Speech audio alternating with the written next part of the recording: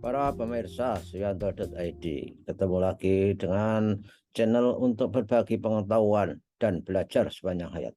Nah, kali ini saya hadir untuk menemui para mahasiswa PPG Prajabatan. Mengapa begitu? Karena mereka punya pertanyaan. Namun sebelum saya menjawab pertanyaan, jangan lupa kalian klik subscribe supaya channel ini bisa eksis untuk bersama kalian berbagi pengetahuan dan belajar sepanjang hayat. Nah, ketika kalian menerima video ini, tak lepas dari jasa baik relawan editor yang ada di Suyanto.id, yaitu Mas Heri Teguh Wiono. Beliau adalah pemilik channel Media Komunika dan juga guru SMP Negeri 2 Karanganyar, Kabupaten Ngawi, Jawa Timur tentunya. Nah, saudara-saudara, para mahasiswa yang sudah memulai pendidikan PPG Prajabatan, selamat, dan tentu saja lakukan pendidikan itu dengan sepenuh hati, supaya Anda benar-benar menjadi guru yang profesional. Namun sebelum kalian kuliah itu ada pertanyaan, tapi saya sebetulnya termangu-mangu mau menjawab atau tidak. Tapi setelah saya renungkan, saya terpanggil untuk menjawab, untuk memberi opinion terhadap apa yang kalian resahkan. Tapi saya hanya menjawab beberapa pertanyaan ini yang kalau tidak dijawab, saya yakin itu menjadi kegalauan bagi yang bertanya tentunya. Nah, pertanyaannya adalah, kalau ujian, katanya, misalkan tidak lulus 3 kali, bagaimana dalam proses pendidikan profesi itu? Ya, saya kok tidak mendengar ujian sampai 3 kali ya. Saya tidak tahu skenario-nya yang real seperti apa. Lazimnya di perguruan tinggi itu sekarang ujian hanya sekali. Sekali dalam arti satu sesi gitu. Misalkan Anda ujian tentang kinerja, tentang pengetahuan, tentang pengalaman, itu kan tentang pengetahuan, itu kan satu sesi saja mungkin. Dan tentu saja kalau pertanyaan Anda sampai tidak lulus 3 kali, saya optimis kalian semua lulus. Kenapa begitu? Bukan saya membesar-besarkan kalian, bukan saya menghibur, bukan. Karena kalian ketika sudah masuk PPG Prajabatan, masuk pendidikan profesi itu, kalian sudah melalui saringan bertingkat berlapis, dari administratif, substantif, kemudian wawancara. Jadi tidak sembarangan orang bisa lolos itu. Yang administratif kan juga ada yang gugur. Setelah itu dites substansi, gelombang pertama itu ya ada yang gugur juga.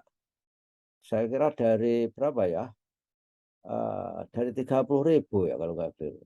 Dari 30.000 yang lolos 17.000. Ini kan berarti tesnya luar biasa. Karena tes substansi itu adalah literasi numerasi. Dan literasi numerasi itu dalam istilah pengukuran itu bisa dikatakan sebagai the best predictor. Jadi prediktor yang paling baik untuk memprediksi apakah peserta akan sukses menjalani pendidikan yang pendidikannya itu dicerminkan dalam persoalan-persoalan tes itu untuk memprediksinya. Sehingga saya tidak pernah terlintas dalam pikiran saya kalian ada yang gagal. Kecuali kalau gagalnya itu adalah non-akademik. Karena non-akademik. misalkan sakit, urusan keluarga, kemudian karena anak nggak bisa ditinggal sehingga saudara tidak bisa konsentrasi dan sebagainya. Mungkin itu ada, tapi itu kan bisa diatur, bisa dikelola secara kekeluargaan, gitu kan? Jadi jangan pesimis. Anda tidak lulus, bahkan sampai 3 kali sekalipun, Anda lulus. Jadi dalam meraih prestasi ada apa berlaku prinsip you are what you think. Jadi apa yang kamu pikirkan itu akan terjadi. Apalagi kalian memang sudah lulus literasi, numerasi, dan lulus tes wawancara. Yang wawancaranya itu melihat kepribadian, juga melihat passion, motivasi, dan motivasi untuk menjadi guru maksudnya. Dan juga apa berbicara mengenai pengetahuan yang berbasis esai kalian dulu itu. Ya, bagaimana cara menulis esai juga sudah saya sampaikan di video di sini untuk mereka yang masuk gelombang 2, dan juga teknik wawancara kan juga sudah saya berikan di channel ini, terutama ini untuk mereka yang nanti menghadapi wawancara gelombang 2 mulai tanggal 9 kalau nggak keliru 9 November ini. Nah itulah, jadi in short, don't be worried, no worries at all. Kalian akan sukses karena kalian di situ itu bukan seperti dukun tiban, tiba-tiba ada di situ. Di proses pendidikan profesi itu, saudara telah melalui berbagai proses filterisasi. Sehingga untuk gagal peluangnya sangat kecil, dan itu insya Allah bukan karena faktor non-akademik. Berikutnya, jika dalam domisili hanya ada satu LPTK, apakah kemungkinannya kecil kita lulus PPG? Tidak ada hubungannya itu. Apa hubungannya satu LPTK dengan kelulusan?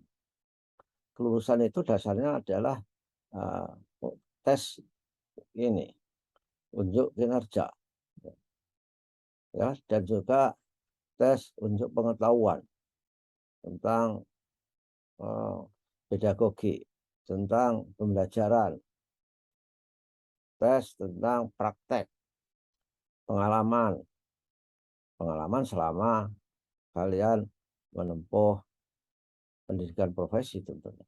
Enggak ada hubungannya. Apa hubungannya kalau hanya satu LPTK? Toh LPTK itu kan juga memiliki kurikulum, memiliki fakultas yang ngurus PPG walaupun hanya satu.